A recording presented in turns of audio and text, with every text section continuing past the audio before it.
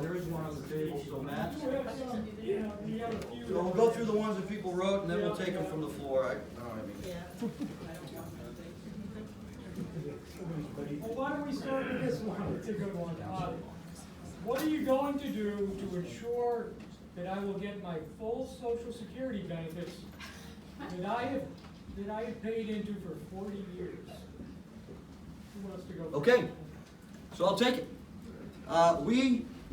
So first of all, in my opinion, Congress has just about bankrupted and ruined Social Security, right? Now, having said that, we need to invest in Social Security for people that are in it, people that are about ready to go in it, but the system needs to be revamped. And it needs to be revamped for our younger generation. So we take a, I don't know, 45, 50-year-olds, and we say, all right, we're going to develop a new program for you, and this is what you're going to do. Everybody above that age is going to get what they invested in terms of Social Security. We have to have that kind of plan, because Social Security right now is not going to work for us, as written. It is, first of all, not even an entitlement. You pay into it. So the definition of it is completely wrong, right? It is not an entitlement. You own it, you earned it, and so we're going to have to figure out a way how to reinvest the money in people in the younger generation that have been paying into it, come up with a different system, and grandfather those that are already in the system from there so that we don't do any harm to them. But this, as it's currently going, lacks fiscal responsibility on a number of levels and continues to add to our mounting deficit. You just have to look at Social Security, Medicare, Medicaid. You look at those and it is bankrupting the country. It adds trillions of dollars to our budget. We have a spending problem, we have a budget problem, we have a deficit problem, we have a debt problem. And we're going to have to tackle the tough question of Social Security reform. But understand that I won't allow anyone to get hurt in this process. And it can be done.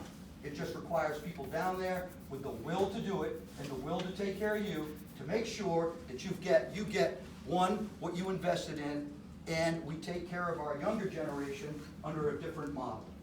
Because that's the only way we're going to be able to do it. That's my answer. Thank you very much. Yes, protecting Social Security is the #1 priority. And it must be protected first and foremost. Now, how do you do that? You do that by attacking other parts of the budget. All right, and I would urge you, if you have a minute to read President Trump's latest budget, he has about 10 things in there to save money throughout the government. And that alone won't do it, but he's bringing an outsider, businessman approach to federal spending. And it is out of control. So we have to get the budget under control. And there's a lot of there's ways to do it. All right, and that's why I urge you to read what President Trump wrote about it. I think we need to hold and reduce discretionary federal spending. I like the penny plan, where we're reducing discretionary spending, which does not include Social Security, by a penny. We got to reduce the size of the bureaucracy. All right, now the way you do that without hurting people is you put a hiring freeze on it. And through natural attrition, the bureaucracy will shrink and it will get smaller. All right? And we've got to spend more responsibly. All right? And the way we're going to do that in Washington, D.C. is electing conservative Republicans to the Senate and the House. And that's why all of these elections matter. Because, you know, the debt and the deficit is a huge problem, and it's not going to get solved until you get conservative Republicans in the House and the Senate and President Trump in the presidency. And we get out of this madness where there's a constant give to get. Build the military, the Democrats want dollar for dollar discretionary domestic spending. Can't do it. It is not good. The other way we solve the problem, and this is very important, we hold the spending down, right? But we have to continue with this strong economic growth that we're seeing under President Trump. And why is that important? There's this thing called the Rule of 72. I don't know if you've ever heard of it. But if you take 72 and divide the economic growth rate into it, that's how many years it takes to double the size of the economy. So if you have a 1% growth rate, it takes 72 years to double the size of the economy. If you have a 4% growth rate, it takes 18 years to double the size of the economy. Why is that important? Well, that's important because the bigger the economy gets, there's more tax from a broader base of people. So you can keep tax rates low and you have more taxpayers. So you hold the spending down, you continue to grow the economy, you protect Social Security, and it won't take very long if you're holding that discretionary spending down and you're growing the economy vibrantly till those lines cross, and then we have a surplus and we can start paying down the debt.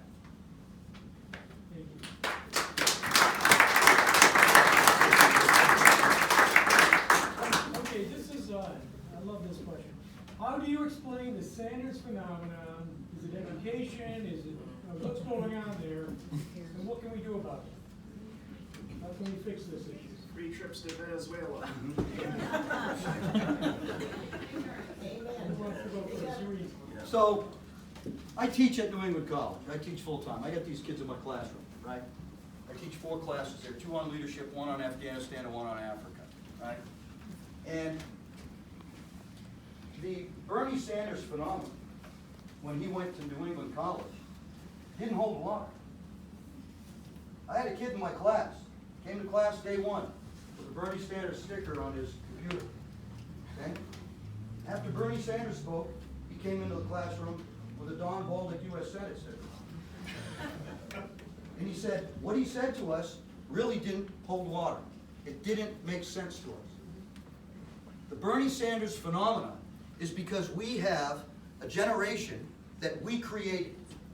A generation, they tell me this in class, a generation that we have regulated, that we have made things illegal on, as far as working, as far as being entrepreneurial at a young age, going out and doing something. I don't know about you, but at 14 years old, I had a paper route.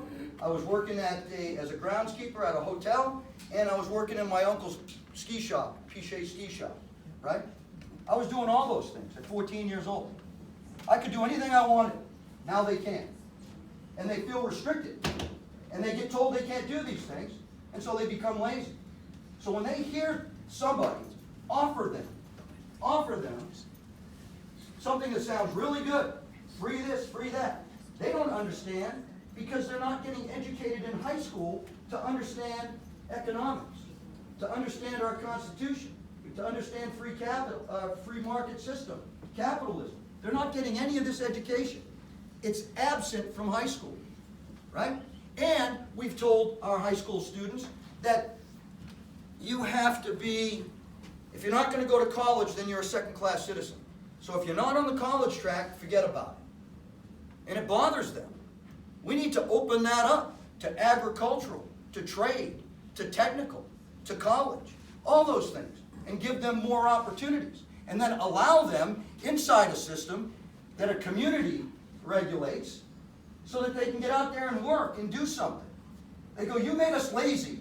You gave us free stuff.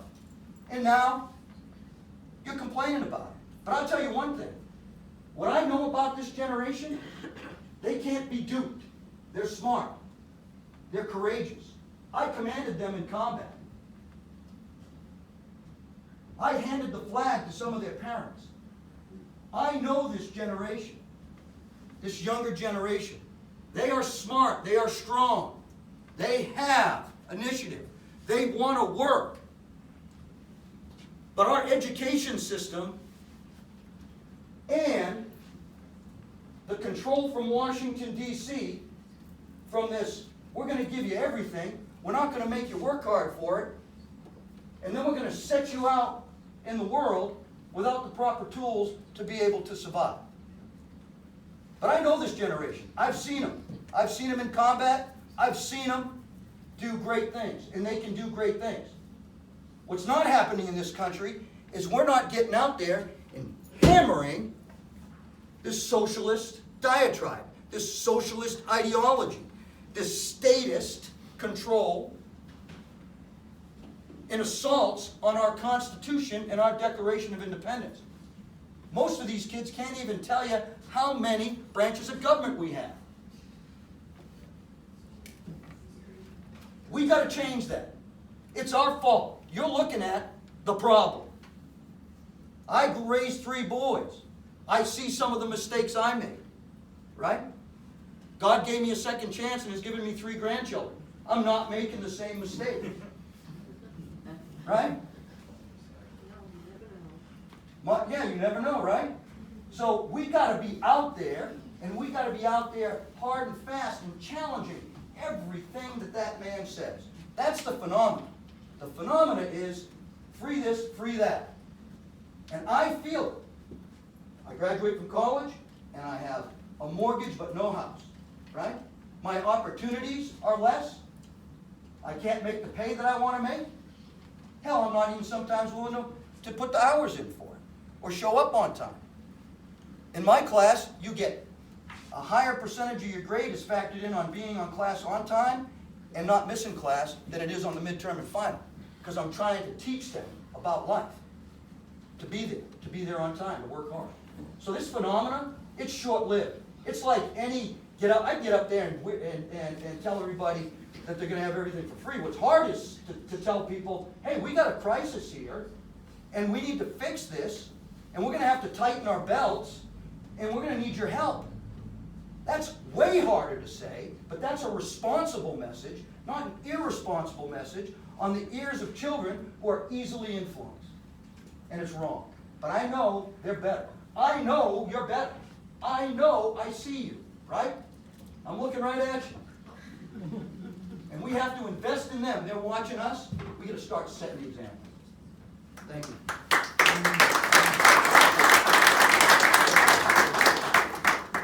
Yeah, I attribute it to several things.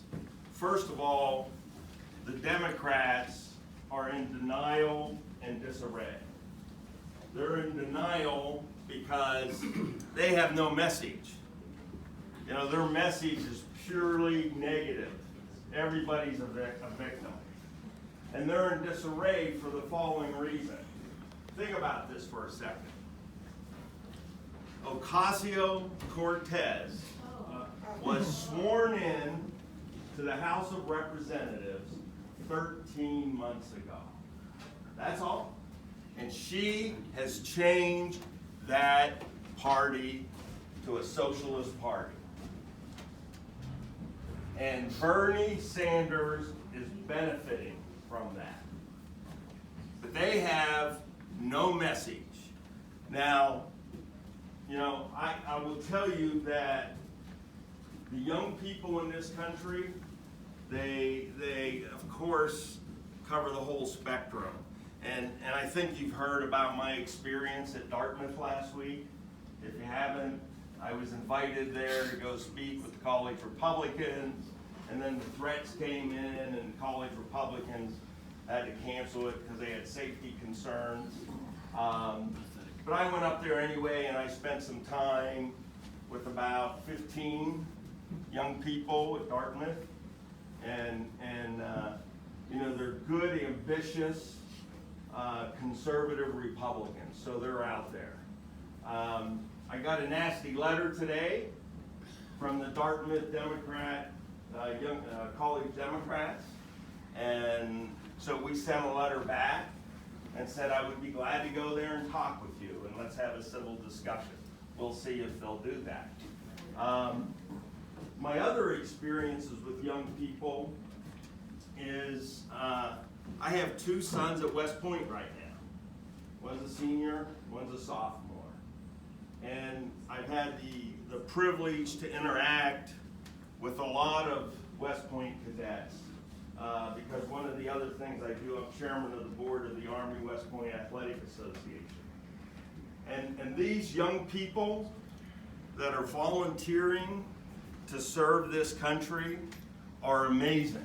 They are absolutely amazing. And those young people are the leaders of this generation.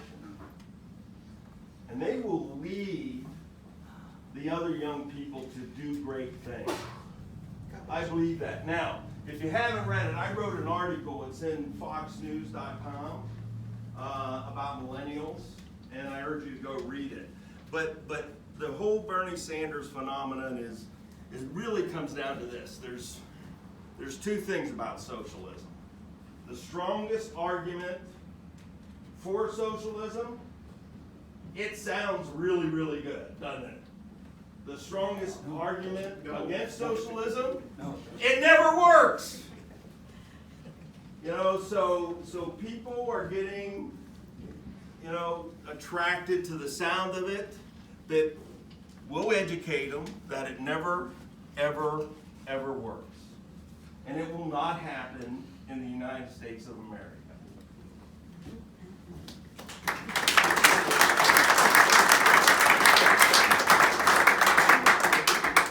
I don't think we have a lot more time. General, do you have to leave? Or? I don't have to go anywhere. Okay, you guys want to stay longer? I am here until the last person in this room leaves. Okay. And then I gotta help with the chairs, because I help put them out, I gotta help put them back. Okay, what has Jean Shaheen accomplished, and how can you beat her? Yeah. Jean You Shaheen? want to go first? I'll go first. Yeah. I'll tell you, Jean Shaheen has accomplished becoming a career politician. She has accomplished creating wealth for herself and her family from being a United States Senator. You know, she has accomplished the art of hiding in the fog of Washington, D.C. and not getting anything done for Granite Staters. Right? She has accomplished the skill of hiding in D.C. and then poking her head up once in a while and say, hey, look what I've done for you today. She has accomplished being a loyal foot soldier in the Democrats' march to socialism. Right? In other words, she's not accomplished anything. Not a thing. And I will beat her by exposing her record, her liberal record, her voting record, and taking it to her and debating her and working harder than her and talking to the undeclareds in this state and the Democrats in this state. I was down at the Rye Firehouse not long ago talking to firefighters. They're Democrats. They're scared to death of the socialist agenda. So you got to outwork her. You got to expose her. You got to have the money to fight her. I have the money to fight her. You know, you've got to be prepared. You got to know what she's done. You got to know her voting record. I mean, it's really interesting. 3 years ago now, she co-sponsored with Bernie Sanders the Medicare for All bill, which I call socialized medicine because Medicare for All dignifies it too much. All right, it's socialized medicine. She co-sponsored it. But this go around, she did not co-sponsor it. And why didn't she co-sponsor it? Because it's election year. And she's mastered the art of doing that. But I will expose her little games. I will expose her for the liberal that she is. I will outwork her. I will outdebate her. And I will outraise money on her. That's how I'm gonna beat her.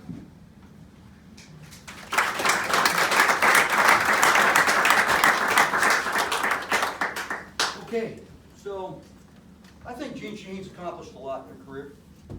She's been working in this state since 1975.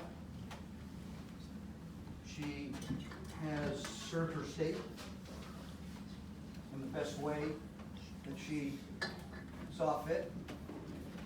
We don't have to agree with that, but I believe we have to recognize it. It is service to state and it is service to nation. She's the first elected governor and senator in the United States. She's a role model for women. Okay? But we're here to talk about whether or not she deserves a third term in the Senate. And she doesn't deserve a third term in the Senate. All those accomplishments set aside, she does not deserve a third term in the Senate. Why? Because she hasn't served you. She hasn't provided constituent support. I know this because I've asked her for constituent support to help veterans, and I have not received it. And it wasn't until I became a candidate and I started calling her office and asking them for support for the widow tax bill. 40 years, our service members that have retired, and I'm one of them, pays for survivor benefit plans. They have an option to pay for it. And by paying for it, your wife gets 55% of your retirement pay if you die. So if I drop dead today, my wife would get 55%. But under the widow's tax, she'd get an additional tax, which would drop that significantly. So it's called the widow tax. And it's been going on for 40 years. And since she has been governor, we have been asking for that widow tax to be repealed. So we don't punish our service members' surviving spouse and their family. They just did it this year. But she didn't get on top of that until after I called her office. And because I was a candidate, for the first time, I got a written form letter back from her telling her that she's all over it and she's going to sponsor and vote for the bill. Well, the bill they voted for still had a bunch of caveats in it, so we're going to have to work through that because it's not what we wanted. But the bottom line is, I've felt that constituent support. I've seen it in our veterans. I've talked to small business owners. I know how they've been affected. I know how our agricultural community has been affected here, right? I'm the product of a family farm. We have 4,394 or so farms in this state, and we don't even come close to maximizing the agricultural potential that this state could do. We could double our farm stands. From 94, we could double it. But we don't do it because we're not investing properly, because it doesn't matter to her. The seacoast matters to her, and that's a good thing. All these places that have money matter to her. She's absent from the state. The other thing that she's done is she's claimed she's bipartisan. She's not bipartisan. She has a record of partisanship. Her nickname is 99.9. You look it up online, it's actually 97.9% of the time she votes with her party, regardless of the negative effect it has on you. Regardless of the negative effect it has on you or America. She went to Afghanistan, and her takeaway was, well, we got to get women in the Peace Council board in Qatar. Did you even pay attention to anything that was going on in Afghanistan? Do you even know how to spell Afghanistan? Do you have any idea of the real problems in Afghanistan? I can tell you right now, 10 tours there, 66 months, from 2001 to 2013. I was only not in that country in 2003 and 4 because I was in the Pentagon, and 2008 because I was at the War College. Every other year I was in Afghanistan. We created businesses. I created a mini mall there. It's still running. We put women to work. We trained them to be nurses. We trained them to be teachers. They have laundry businesses. They have carpet businesses. All kinds of things. From 2001 till now, women in Afghanistan have flourished. And her takeaway is to put them on the board in Qatar, which would cause all kinds of problems. It's not the right thing. It's not focusing on the right problem. Now let's bring it home, right? Let's look at special interests. Look at the opioid crisis. She was at the scene of the crime in 1996 when Oxycontin came into this state. They were giving them out like peanut M&Ms, and it created a huge problem. She left office 2002, had an unsuccessful run for Senate 2003, got elected in 2008.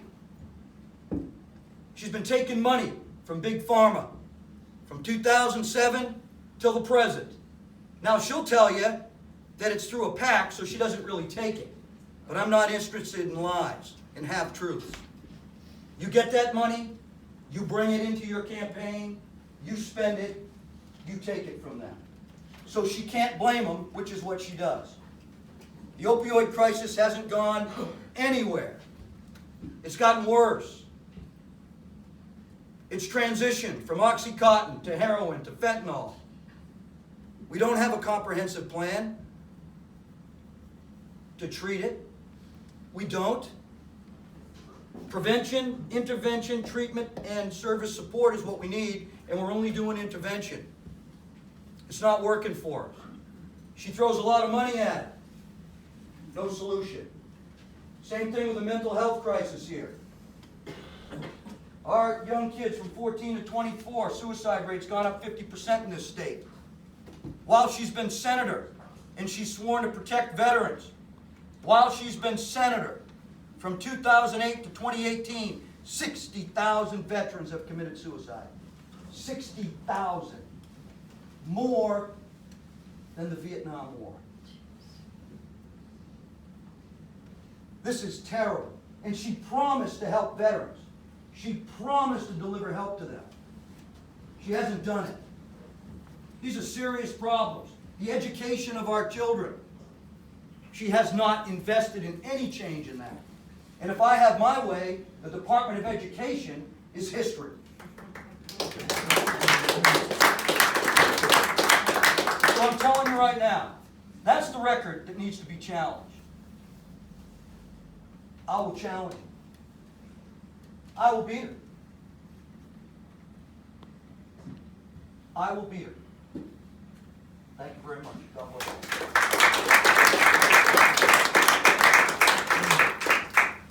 Okay, I was just handed this question. Our party needs to pull in young voters. How will you do that? Yeah, good question. Number of ways. One is you go and you talk to them. And that's why I've been to Keene State, I've been to UNH, I've been to Dartmouth, I'm going to the other schools, and you talk to them. And it's true, and I've heard this on campus, that you know, the young folks are intimidated and afraid to say they're Republicans. So we as leaders and candidates need to go to them and talk to them and spread the message. And it's a really, really important part of it. I think the second part that I would say is, in my business experience, when young folks get into the workforce and they're faced with the reality of life and jobs and bills and everything, they tend to be more receptive to different ideas.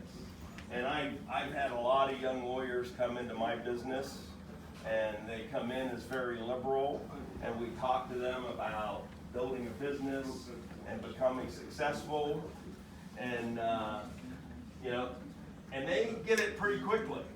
They get it pretty quickly because ultimately, you know, we know that, you know, the human instinct is that of hard work, initiative, achievement, compassion, helping your fellow man, and achieving.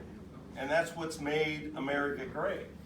And so when they're put in an environment where people are talking to them and experiencing that, they become very, very receptive to our message. So we can never, ever, ever, you know, not talk about our uplifting message, especially to young people. anybody here, if you can put together a group of people, young, middle-aged, whatever, I'll come talk to them, especially young people. And, you know, I was up here at the Lakes Region Technological Center, and they gave me a tour, and meeting the young people there, and these kids in the trades, and they want to go do well, and it's an awesome thing. And they're not looking for the government to take care of them.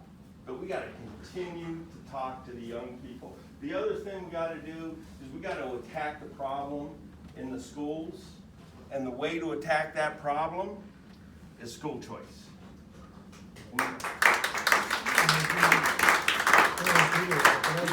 We've got to give all the mothers out there and the dads the opportunity for school choice.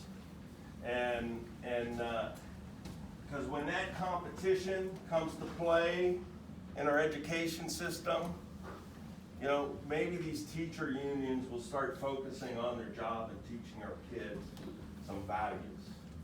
And let me just say, you know, I was at a charter school not long ago, and I went with Glenn, and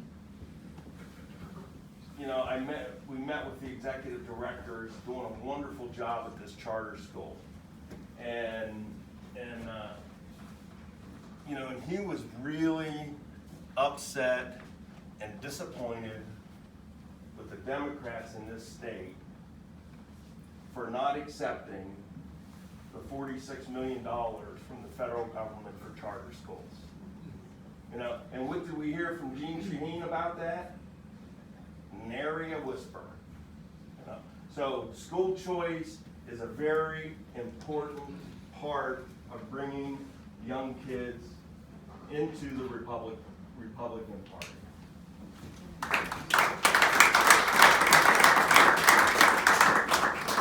All right, this situation is interesting. There's an analogy about burning the candle at both ends, and that's usually a bad thing. But in this case, that's what we have to start doing. We have to start burning it at both ends. We have millennials now that are in serious debt. We have millennials now that are coming out of college. We have, and I don't even like, I call it the younger generation. I don't like the label. I think we got into a bad situation when we started labeling ourselves, putting ourselves into categories, right? That's what the Democrats like to do. They want to categorize you so that they can create programs to help you, right? And at the end of the day, they don't help you.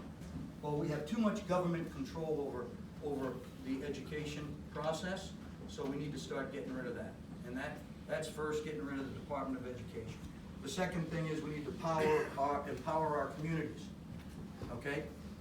In order to be able to provide the education choices that our children need based off of what parents want, right? And what communities need, right? We need to expand. This is burning that candle at this end, right? At the end of preventing the outcome. And the outcome is the children, our children that are in debt, right? So, get government control out of the way, open up choice, get everybody inside the education system, to change the education system so it focuses on teachers and students, not the administration. The administrations are heavy in bureaucracy because the government has established that. And we need to completely get rid of that bureaucracy. And we need to change how we grade. We need to change how we allow our teachers to teach. We need to change how we organize the school day, right? So that we have high school students that actually have a choice and they can do what they want to do and they can focus on their talents and the parents can drive that education instead of being binned into a college track. Not everybody wants that. I have 3 children. 2 of them college track, 1 of them is a trade kid, wants to work with his hands, right? That's hugely important, okay? The other end of this is our colleges and universities have invested in the debt of our children. And that debt, they can never be forgiven for now. And we need to change that law. And I'm not saying it's a good idea to allow people to go, set up situations for bankruptcy and stuff like that, because we all end up paying for it. But the bottom line is, we gotta change behavior. Government behavior and college institution behavior. They'll gladly take your money, and they'll gladly put you in $250,000 worth of debt, and then say bye-bye to you with a liberal arts degree that you can't do anything with. Right? We have to change that. We have to become more practical. We have to burn this candle at both ends. And there's smart things to do. We need a national service program. How about that? So people can earn money for college. And I'm not just talking about the military. I'm talking about a grand program. People come out of college. They go to West Virginia. They go to hospitals. They go to this. They go to that. And they work off the debt. Right? In Afghanistan, we gave people microloans for businesses. We taught them how to run the business, and then they paid us back those microloans. All right? Nothing for free. They earn it. They're more appreciative of it. We got to make things more affordable for them. We got to fix their health care. My son pays $12,000 a year for health care. He hasn't been to the hospital in 2 years, doctor in 2 years. $12,000. We need choice. We need flexibility. We need lower prescription prices. All these things have to be fixed. And by getting the government out of it, deregulating it, and privatizing is the best way to go. We'll create more jobs. That's what we need to do. This is all connected. There is nothing not connected here. Everything is connected, and it creates more problems the more the government is involved. And that's their solution. Their solution is government control. My solution is less government control, limited government, fiscal responsibility, and a strong national defense and security. Those are my 3 pillars. That's what I believe in. You're in danger. Your grid is unprotected. Your cyber is unprotected. Your IT infrastructure is unprotected. Your larger infrastructure is unprotected. Your roads aren't safe. Your bridges aren't safe. Come on. That's what senators should be thinking about doing and protecting. Not getting in your business every single day. That's what's happening. It's happening in our education, and our young children need to see that we're working on these problems. Our younger generation need to see that. They absolutely need to see it. You got to show it to them. So you got to burn this candle at both ends. There's no easy solutions, but you got to get people down there that are willing to tighten up the belt, talk turkey, be transparent to you, and get the job done. Thank you very much.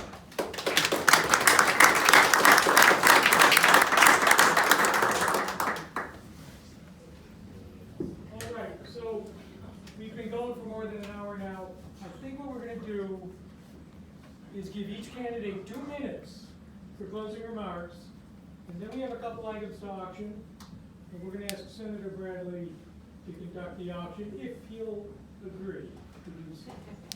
Yes, thank you. Okay, so 2 minutes each for closing remarks. Who wants to go first? Do we have a preference? Or? Who wants to go first? You want me to go first? 2 minutes for closing remarks. All right. I'm going to take my closing remarks and tell you about what a wonderful country this is. Right? What a beautiful country this is.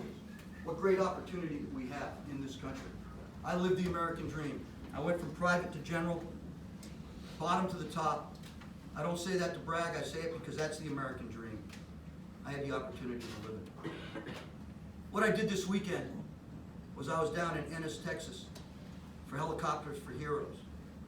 And I was with some of the bravest men and women in our military who are now veterans, who are struggling every single day because they're not getting taken care of. And I travel all around the United States, my wife and I do, to guest speak and do whatever we can to raise money. We raised several $100,000 this weekend at what was called a boar shoot in Ennis, Texas.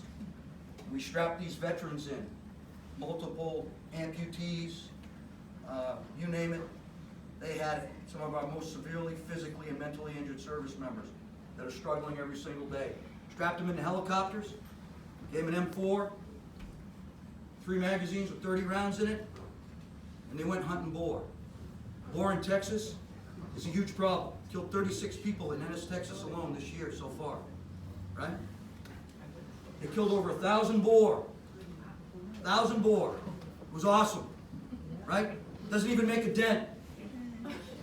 Boar have 8-week gestational periods, and they give birth to 80 little hogs, right? So it's a huge problem.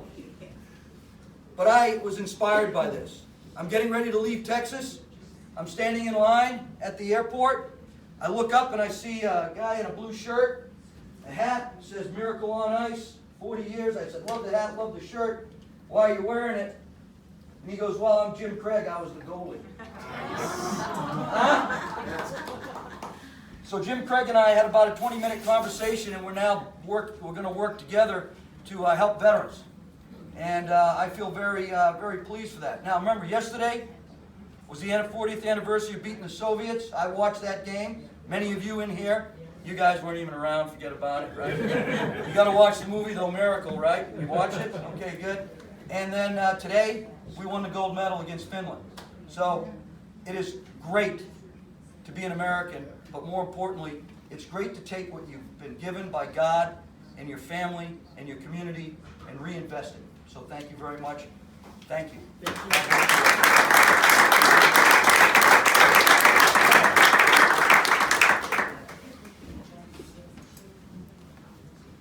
This election is very, very important. And we need to get out and we need to get President Trump reelected. And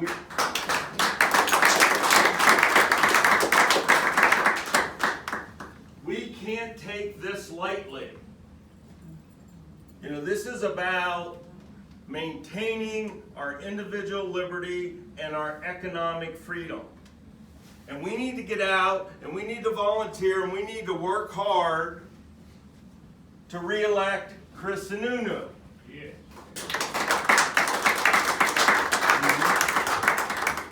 And we need to take back the State House and the State Senate and the Executive Council. This is a critical election. This is a decision between individual liberty and government-controlled socialism. And we can't take it lightly. We have to rise up. We have to spread our positive message. We've got to fight for our next generation. We've got to fight for our grandkids. That's what this election is about. Don't take it lightly. Don't think for a second that just because Bernie Sanders might get the nomination that we can relax. We cannot relax.